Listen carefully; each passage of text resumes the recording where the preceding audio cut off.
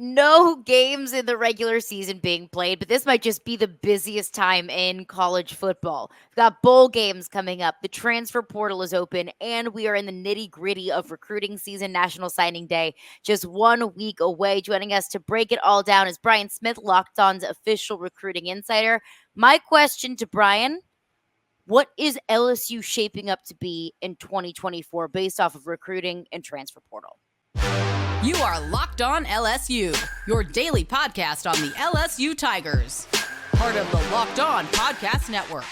Your team every day.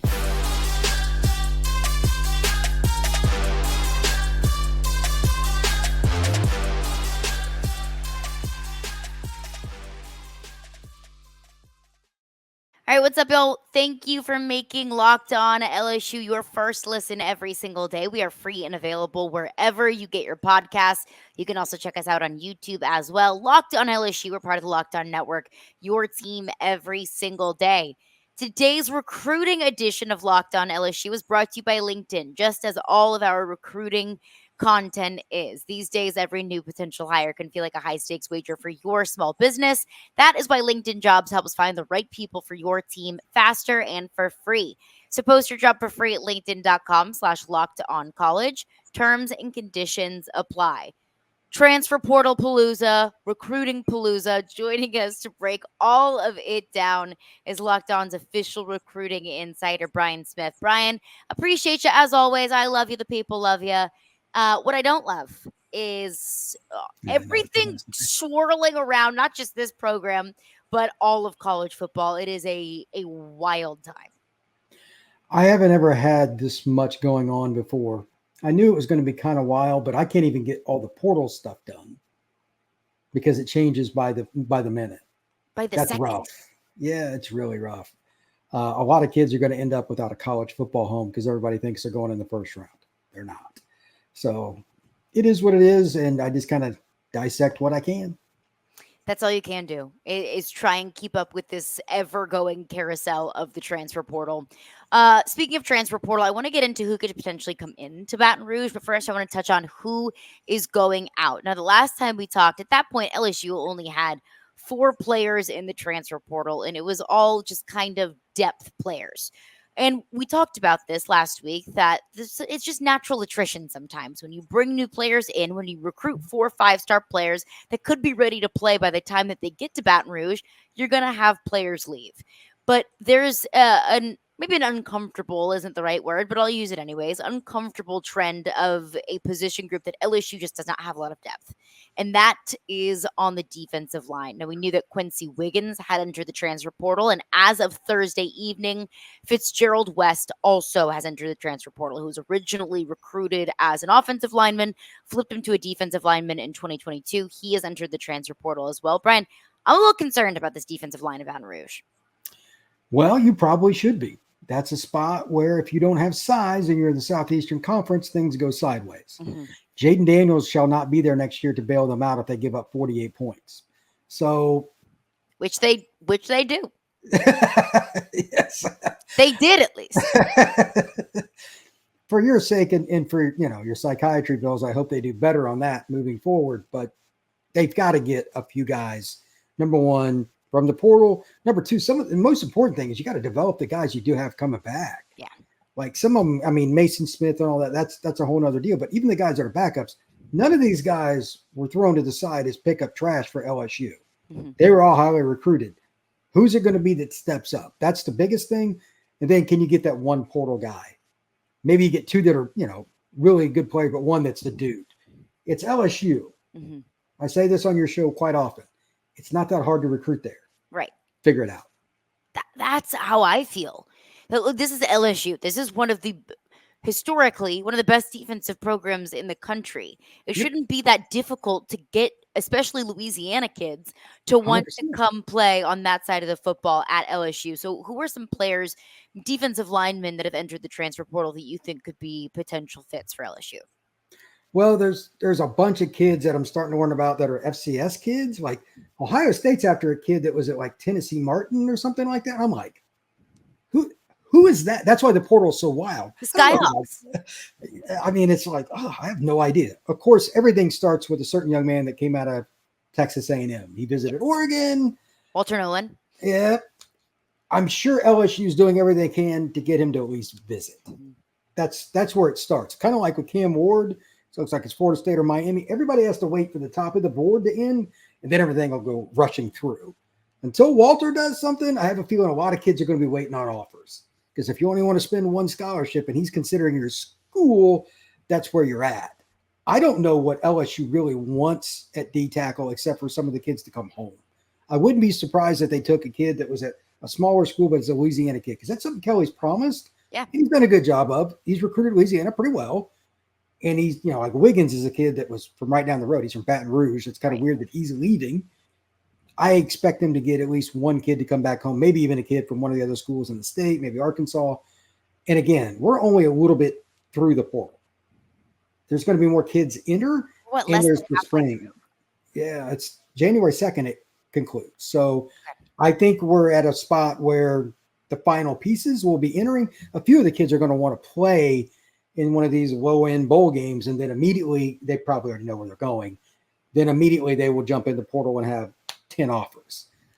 Ask me right after Christmas, and the list will be tenfold what it is right now. But D-line is a very slim list as it speaks today, and that's the problem. That it's a problem for LSU. And Brian Kelly has said from the very beginning, from the day that he got to LSU, he said, "Look, I don't want to have to go to the transfer portal every single year. I don't want to recruit via the transfer portal out of necessity. Go to the I don't blame transfer him. portal to supplement what you have." Yeah, I Right. don't blame him because look at what he's got with the secondary. You're rebuilding it every single year. That's exhausting. You can't build a program that way. The good news is one of the kids that we mentioned, now that you mentioned your real nemesis, and I won't even say that position out loud for you. Jair Brown is originally from Louisiana, moved to Ohio, signed with Ohio State. That's somebody, if LSU can get, he was a very highly recruited kid. He could have went anywhere he wanted. Ward only knows he would have a chance to play in Baton Rouge. So maybe they can at least get that sorted out. The other thing is there's a lot of rumors about Mason Smith's going to come back, etc. Mhm. I need to see him announce it, because that's a lot of dollar bills that he'd be turning down, even as like a third round pick, if that's what his grade is, something like that. If he was a first round grade, I'm sure he would have already announced, but Yeah. I would too. If they get Mason Smith to come back, a lot of what we're just talking about right now changes, because Yes. he's a very, very good football player. And one thing that I do want to preface all this with is those players and Quincy Wiggins and Fitzgerald West, no disrespect to those guys, those aren't your focal points. Those aren't your foundational pieces of the defensive line. But unfortunately, as every college football fan has learned, depth is what separates the Sabans and the Kirbys, the Georgias and the Alabamas from the rest of the SEC or the That's right. rest of college football. And those are, albeit depth pieces. Depth pieces are incredibly important for building a program. Yeah, I mean, LSU's usually one of those teams. It's ironic. Like, think about corner. They had like 4 guys that were hurt. One guy was like suspended, etc. Like, all these things happened at one spot, and it hurt them. But even then, they still had some guys. If they can get some normalcy next year, add a piece or two, maybe it's Jair Brown, maybe Mason Smith comes back, their defense should be the most improved in the SEC at the least, if not all of they're soon to be Power 4 instead of Power 5. Much improved. I mean, you got a lot to work I would with there. hope. I mean, I would hope. yeah, you got a lot of improvement that's left to be made. All right, I want to look on the other side of recruiting out of high school. 2 big names that have committed to LSU. What Brian thinks of them, what LSU is getting if those 2 players do end up signing their national letter of intent to come to Baton Rouge. We'll get into that with Brian coming up next. When you are hiring for your small business, you want to have as many top tier candidates as possible to interview. That's why you have to check out LinkedIn Jobs. LinkedIn Jobs has the tools to help find the right professionals for your team faster and for free. I mean, LinkedIn is not just another job board.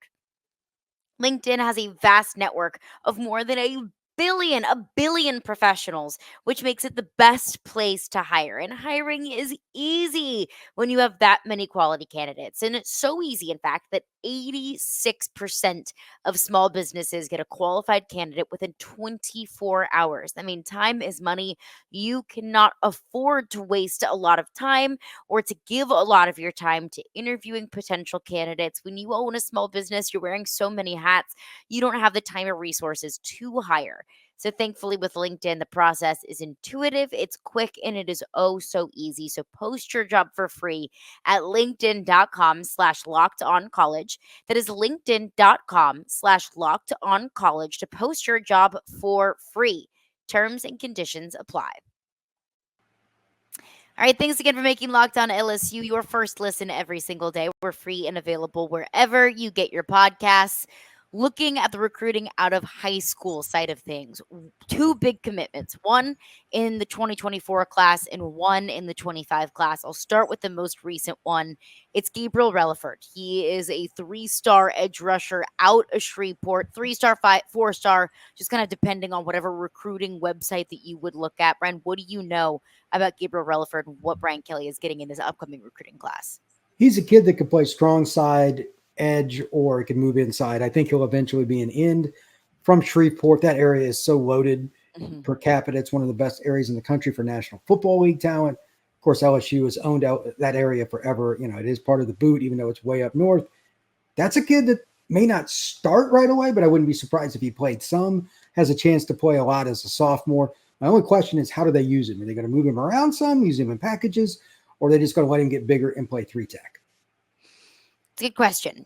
As long as the defensive coordinator, no pun intended, in-house is making those decisions, maybe it's not necessarily the best place for him to be, but it is. When we talk about depth, that's what you need to be bringing in every single year. Is maybe he's not ready to start day one. He's not ready to start against USC in 2024, but you're building those pieces for 25 and beyond. You're not going to have Mekhi Wingo forever. You're not going to have Harold Perkins forever. You're not going to have Mason Smith forever. It's having those guys that are ready to step in that I think is so critical. One thing that I think was huge about Gabriel Relaford is he was committed to Texas A&M. He decommitted from A&M less than a week later. He committed to LSU. Now that satisfies a few things. One, a Louisiana kid. You're keeping Louisiana kids home, or you're bringing Louisiana kids back to Louisiana. Two of Brian Kelly's big priorities. The second thing, and this is maybe hyper specific to this offseason, is I look at all of those players at Texas A&M that are entering the transfer portal and are decommitting from this 2024 class. And I'm looking at LSU, and I think that they should be salivating at all of those Texas and Louisiana kids that may have gone to A&M or committed to A&M that want to find somewhere else, that don't quite know what the Mike Elko era at Texas A&M is going to look like. So I'm thinking that that's an opportunity for LSU to really capitalize on some talent. This is the battle that is most fun for me. The East Texas kids, North Louisiana kids, they don't get a lot of exposure, but there's a ton of talent. It kind of just goes wild. The Bussy kid that, he's committed to A&M is, where's he going to go? There's Traylon Miller, surprisingly committed to Colorado. I thought he was going to flip to LSU. There's all kinds of kids in that area. I don't have nothing to do with that. Don't look at me. No, but that was funny because you texted me. You said this was supposed to be one of your Christmas presents. Right. That Santa Dion went ahead and spoiled that there. Yeah, well, it's part of it. Recruiting is wild, They're going to get their share. They've already got, the Relaford kid and some other guys they're still trying to get. But it really starts with the 25 class.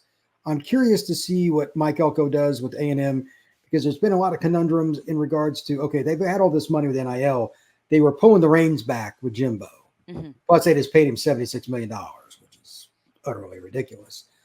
I think that it's going to be imperative for him to get some of that NIL money coming again because they're losing some of the kids because they thought they were going to get cash, and now they're not getting as much, allegedly.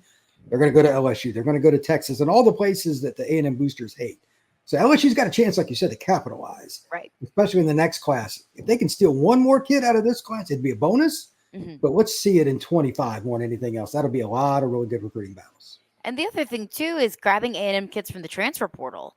Because as much 100%. as you build from the ground up, you want homegrown kids. Sometimes it's nice to have some of those microwave successes, the guys that can come in, the Walter Nolans of the transfer portal that can plug in, play, and help you immediately.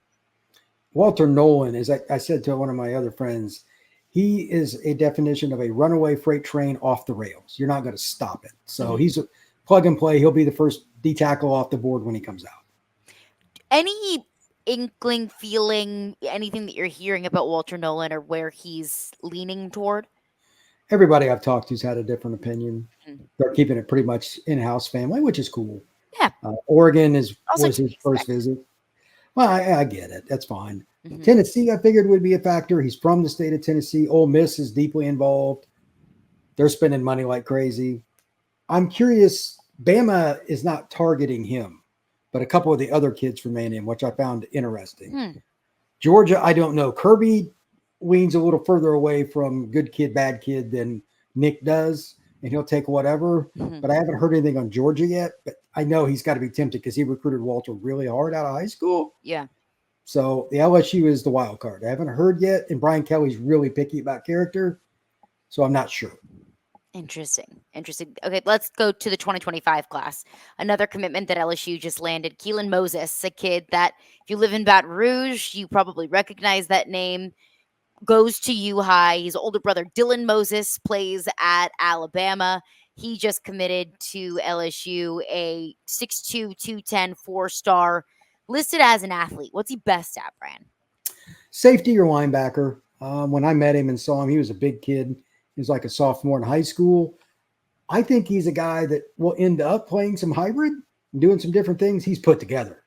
Like he's a little taller than his brother. His brother ended up playing with Bama, then moving on and going to the NFL with the Jaguars. Yep. I think this guy is a different kind of player. His brother was like a national karate champion and all kinds of things.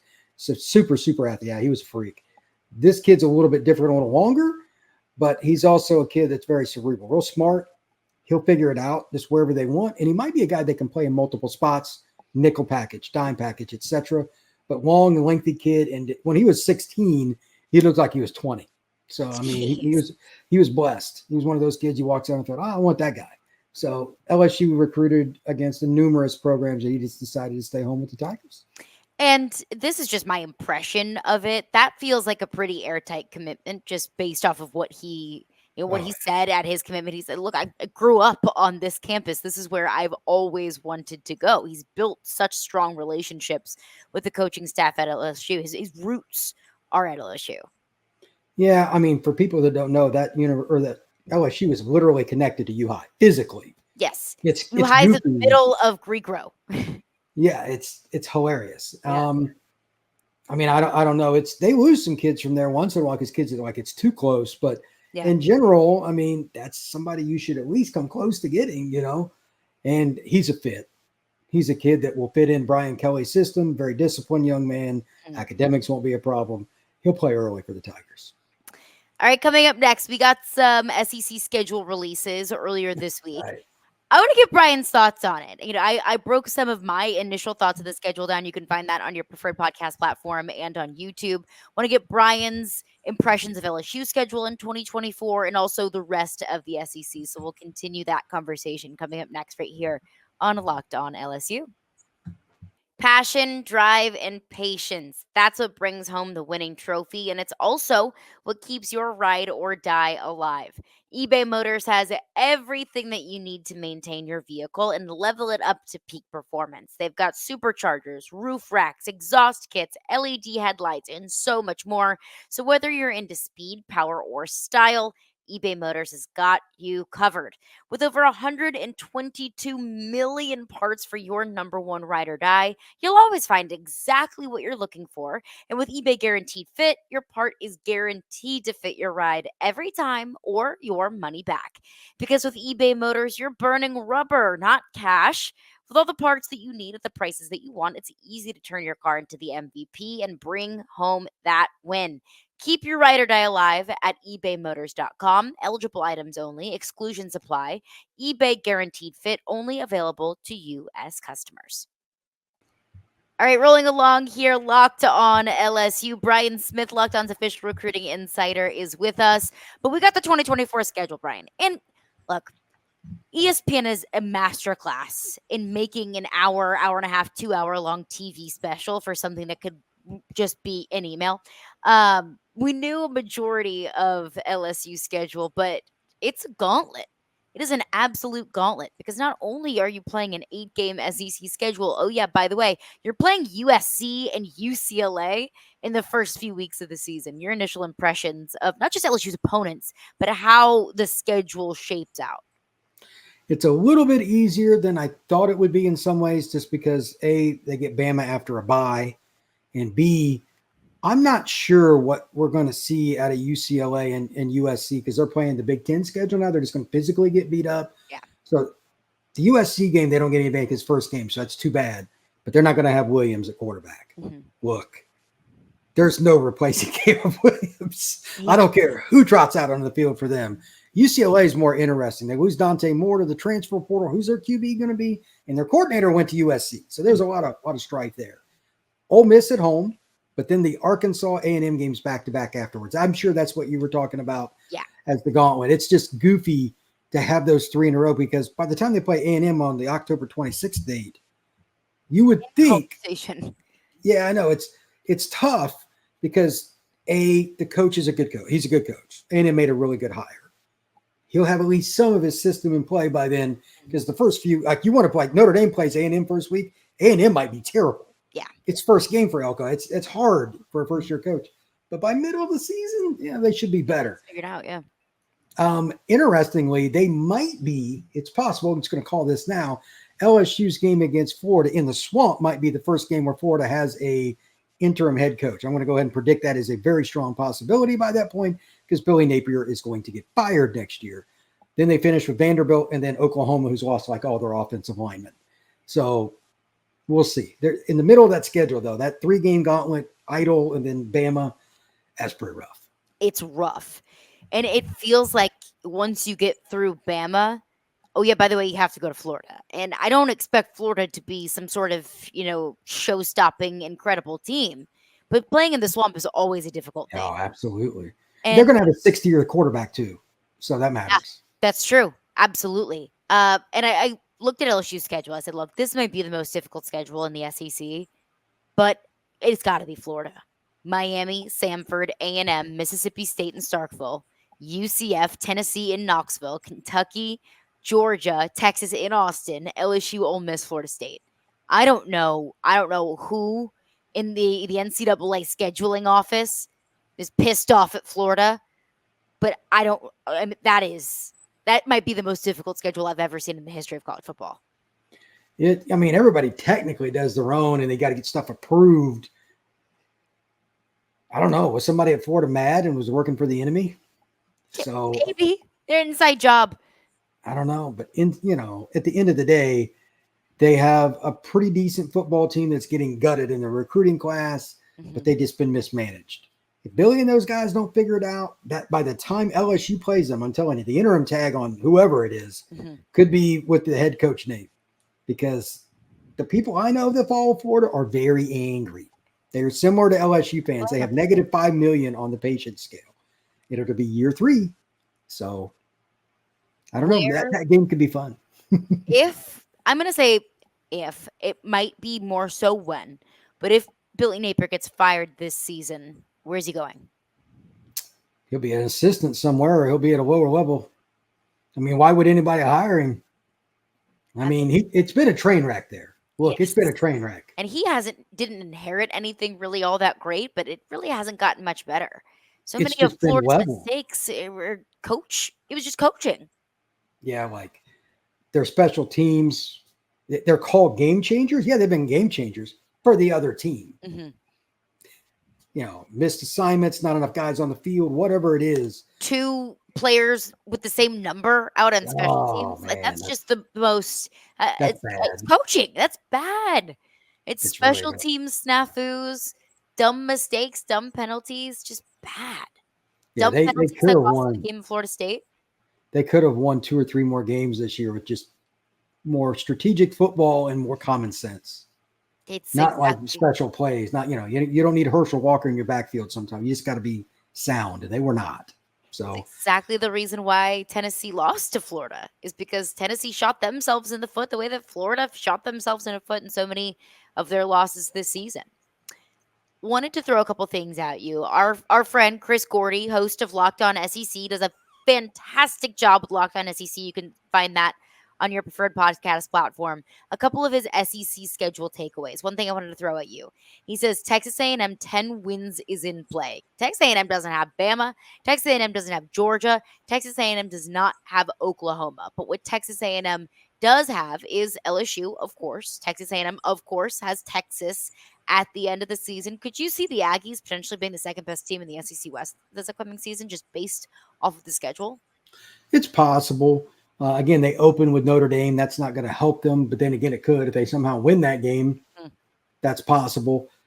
But, I mean, historically, first-year coaches, even if they're good, getting your system in is going to cost you a game or two. Yeah. There's going to be something where the coach is over on the sideline like this and the ball's going the wrong direction. LSU Florida State 22. Exactly. Yeah. That game was just awful in general. Disgusting. It was a terrible football game. But those kind of things happen when they're openers. He will never admit it, but I will guarantee you my bottom dollar that he wishes he had such and such state right before the Notre Dame game to get some of that out. I'm sure. There's no way. But that Notre Dame game was scheduled 10 years ago. It's just, it is what it is. So they're kind of stuck.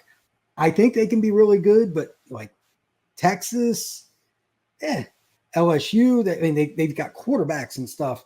How much does Wegman's leg get healed and all that? How does, there's a lot of questions to answer. And he was at Duke. They weren't expected to do a lot of things there. And he, going 500 at Duke, it's like going 10-2 at LSU. You know what I mean? Like maybe even 11-1, sad as that is. So you need to see what you can do when there's pressure on, because those 100,000 people there are going to expect, again, a return on their investment. I'm sure he was compensated handsomely. I haven't even looked, but I'm sure it was a lot. And they're going to expect, because of that recruiting class from 2 years ago, they'll be juniors, the ones that are left. Oh, we should win right away. It'll be interesting because that's a lot of pressure. The crazy thing is, because I expected it too. I expected the contract to be absolutely insane. 6 years, $7 million a pop. Well, he's only been a head coach for a few years, and I bet you there's some back end to that and some off the record stuff. A lot of incentives. Yeah, and there's a lot of like $3 million if he makes it to the college football playoffs, which is a big chunk. That's a massive, massive chunk. And with a 12-team playoff, that's absolutely not off the table. Speaking of 10-win seasons, Ole Miss, they have Furman, MTSU, Wake Forest, Georgia Southern, Kentucky, South Carolina. Ole Miss might be 6-0 heading into that game against LSU. And then they round out the season Oklahoma, Arkansas, Georgia, Florida, and Mississippi State. I mean, those Oklahoma and Georgia games, they're not going to be cakewalks. I think a 10-2 season absolutely is in play for Ole Miss and Lane Kiffin. If Lane Kiffin for once can win a big road game, which he never does, they could change the program. He's horrendous in big road games. Yeah. They got to go to Death Valley. I want your prediction on that score right now. 48-45 LSU walk-off field goal. That wouldn't surprise me. The quarterback, Dart, is coming back for Ole Miss, if I remember correctly, unless he changed. As far as I know, he's coming back. If you have that kid Kiffin is a hell of a play caller. They're going to score. LSU needs to be doing well in their transfer portal. So make sure you keep up with what I got going on over here. So, because your Tigers are going to need it. They're going to score some points. They need to score some points. If Walter Nolan ends up at Ole Miss, a lot of things change. Is that in play? That's a possibility. Brian, don't do me like that. Don't look at me. I'm not his agent. I know, but you're the only one that I can blame. So. You have a lot of stuff in the works. So where can the people find some more of your work? Because I know it is absolute whirlwind this time of year. At FB_Scout_Florida on X. I actually don't get a tweet as much as I'd like because I'm just going through and looking at portal stuff all day, getting up at 5, 6 in the morning and going to bed at 11 and repeating. Whew. So it gets old, but a few more days of it, and then we'll get some slowdown with the Christmas and all that right after signing day. I'm looking forward to about 7 days from now, right after signing day, and get done with some of these podcasts. For that, I can actually sleep for more than a few hours. You deserve it. You've been working round the clock, but all of your content has absolutely been worth it, if I can say so myself. Brian, appreciate you as always. We'll chat with you soon. All right. Thank you very much, Caroline. Appreciate it. All right, thanks again for making Locked On LSU your first listen every single day. We're free and available wherever you get your podcasts. Appreciate Brian Smith for joining us. And just a reminder that all of our recruiting content is brought to you by LinkedIn. These days, every new potential hire can feel like a high stakes wager for your small business. That's why LinkedIn Jobs helps find the right people for your team faster and for free. Post your job for free at linkedin.com/locked on college. Terms and conditions apply. Coming up on tomorrow's edition of Locked On LSU, we're going to have a full early signing day preview, a recap of where LSU stands with their recruiting class, with their commitments. What do we expect from those 27 commits in the 2024 class, and some names to watch that aren't necessarily committed to LSU, but their commitments might be fluid elsewhere. So we'll have a full early signing day preview coming up first thing tomorrow morning on early signing day, coming up on tomorrow's edition of Locked On LSU.